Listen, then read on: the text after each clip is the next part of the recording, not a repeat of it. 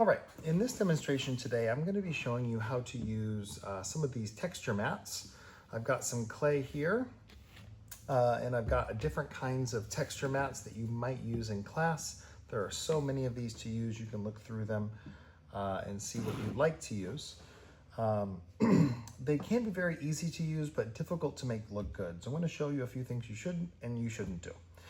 First thing is, no matter what you're making, it's always best to use cornstarch. Unless, and as I'll show you with this first one, these mats here, they're just texture mats. You can put a slab on here and slap it down. You can rub it on there. You can take a piece of clay and just pound it on. If I take this piece of clay and let's say I want this texture of a wood knot, I can just press this clay down. I could pound it down and peel it away and it will immediately have that texture. Do I want it this thick? That's the question. So if I take a pony roller and I take this wood knot and I roll this maybe a little bit thinner, maybe I can apply this on the side of something and give it a wood texture. You will notice the thinner you make it, the more you roll it on, it won't want to come off as easily. This is where you could use cornstarch, or sometimes if it's thinner, you can just bend the mold itself or the texture mold itself until it starts to peel away. And then you take the piece and you peel it back, and then you will have your wood texture. And then this could maybe be applied on the side of something or on the top to make it look like it's wood, but it doesn't have to be thick. I would apply this in a certain way, and I'll show that in a later video or demonstration, but for today, it's just for how to apply it. Some of these are very simple to use. These are a bunch of hearts of different sizes. You'd want to put a little bit of cornstarch. I'll do one of these like smaller to medium ones. I'll put some cornstarch in there. I don't want to leave a puddle of white in there. I want to just kind of lightly tap it right back out into the bowl of cornstarch. Take some clay about the size of the heart. I'm going to press it into the mold. Try not to push it too hard in there because it'll stretch and maybe will distort. I don't want to leave this excess piece of clay on here. I can pinch that off. Oops. Or I can kind of smear it away to get the heart to be a little thinner, which might look nicer because it's going to be attached onto something. So you can see the heart is here. And then I can go ahead and peel that away, and I'll have a really nice three-dimensional heart that is well proportioned. You could make this by hand by just squeezing clay into a heart. But if you wanted, let's say, 3 of them and they're all the same size, or you wanted multiple sizes, this will scale the same shape really quickly. And so I could apply this now, or I could wait for a day or two. Some of them are more complicated and some of them are much thinner. So here is a mustache. I'll do the middle medium mustache. These tend to have these little fine delicate points at the end of the mustache where it curls up. Those tend to tear off sometimes. So I'm going to take some clay, I'm going to put it in the mold. I don't want to leave it for too long, but I'm going to take this and kind of push it into all those creases. If I wanted to put this flat onto something, it's easier, and I could do that the next day. If I wanted to put this like on the side of a coffee cup or a handle, then I would probably need to put it on while it was still a little wetter so I could bend it. I could take it out like this now, and I have it kind of smeared in there, and this will come off, but there'll be some excess clay. I can try my best while it's still flat on the table to smooth away some of the excess, and it will make it a little easier to take away, but you don't want to spend too much time. Our goal is always to keep it in the mold for as little time as possible. And the same principle applies. I don't want to try to peel it out of the mold. I want to kind of stretch the mold away from it to get it to come out. And you might have to try 3 or 4 times with some of these to get it just right. Maybe it needs to be a little thicker, but especially the things with these really fine points will tend to stick. And so I notice on this one, it looks like I lost, not really, a little bit of that tip of that one end, but it looks still pretty good. And so I have here a little mustache, and you might notice a little bit of over stuff here. When we attach this, I can just blend that clay in and you won't see it. I want to touch this as little as possible. Every time I touch this, I can distort it. I could curl these ends a little more. And like I said, if I wanted to put this on a coffee cup or something, I might maybe like pre-bend it a little bit. These little things tend to dry very quickly. So I'm just making parts. There are much deeper ones as well, and these can be tricky on their own way. Sometimes the clay gets stuck very deep inside of here. If you notice a bunch of clay already in there, kind of clean it out. This is like a dragon's fingernail or finger with like a big nail on it with a bunch of scales. I'm gonna rub some cornstarch in there. I've got a coil right here. I'll take this little coil that I just rolled in my hand. I will push it into the nail. These deeper ones, if I leave it where it's kind of like concave, where I didn't put enough clay in, it'll be a lot thinner, but you might want it to be thicker. And so if you add some more clay in there and you kind of smear it in, you might get, if you get it to surface level, you might like it a little bit more. So I'm pushing that in there. And the same thing, I need to peel the mold away from it. Sometimes these deeper ones take a little bit more time. But once one part pops out, you want to kind of slowly coax it, touching the clay as little as you can. And now I have the dragon's nail. I can kind of pinch parts of it if I want the nail to be a little skinnier. Made the nail skinnier. I could bend the finger joint. I could curl the nail. So now it's like it's gripping something, okay? And I've got a little finger there. Some of these are much more difficult to use.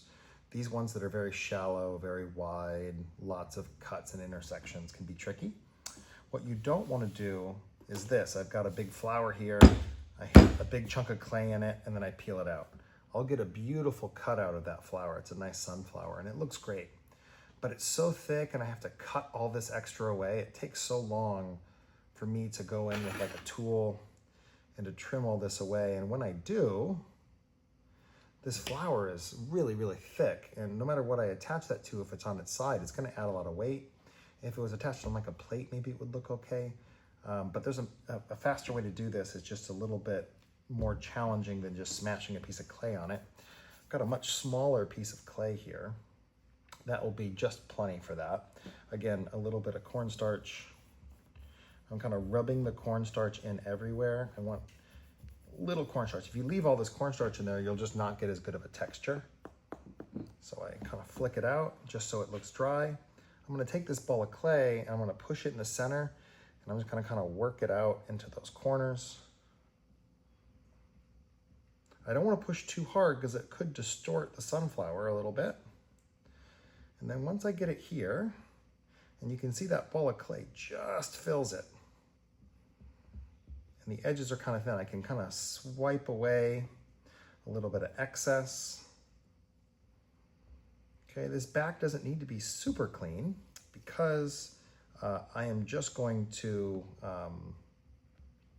attach it to something. So now I've got much less clay in it than I do here, probably like a quarter of the clay. And the same thing, if I go quickly and I just kind of push it away, I'll end up with a much thinner sunflower. And you can see it's the same sunflower, but it's thinner, a lot lighter. And these little pieces here, they're so thin, they just kind of fall away. And you can kind of just pull those away very lightly. Or as you attach it, you can just brush on those and they'll kind of smear into your piece and you won't even notice them. But you can see just with my fingers in a few seconds, I cleaned up all those curves where I'd have to cut all these ones out. And ultimately it's the exact same thing. There are flowers here. There are so many of these I could do. This will be the last one for this video.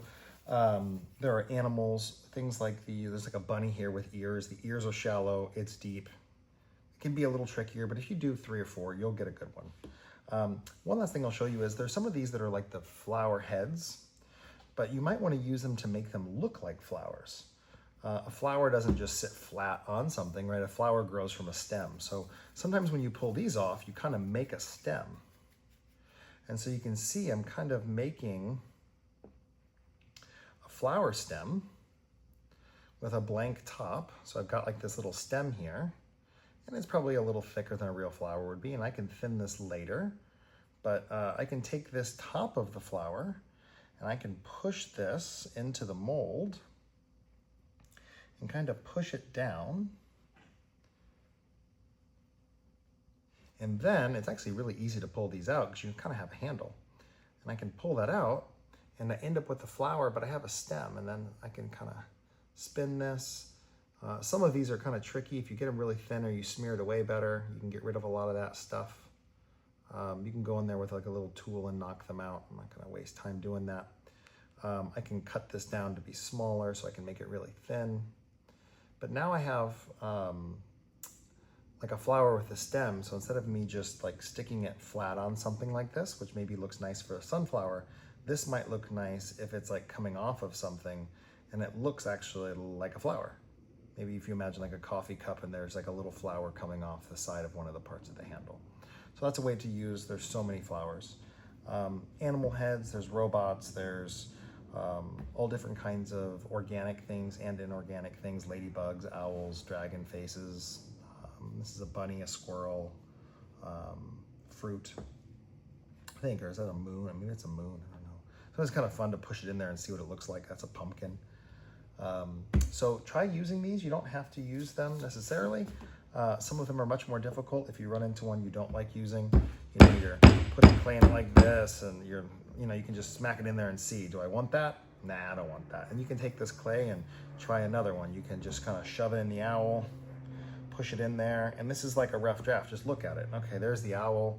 I kind of distorted it because I pushed too hard, but that's kind of the owl. You can see what it looks like. It's sometimes easier if you test it real quick, and then go back, a little bit of cornstarch, put it in there. Try to figure out like just the right amount. A little extra is good. Like that might be a little small, so maybe I'll take a little extra piece and kind of roll that in there. Dump out that extra cornstarch. And now that's about right. And then I'll push that into the owl. I want to make sure I get it all the way into the creases, all the way into the edges. I push that in. It's always easiest to clean it while it's in the mold, especially these deeper ones. They don't move. And now I've got a really clean owl, and I pull it out. And now I've got a very beautiful looking owl here. This is not as good, right? I just smashed it in, but you get a sense of what the detail looks like. Again, this white comes off. Resist the urge to touch it. Take it and gently set it down and just make a few pieces, and we can attach them the next day on your project.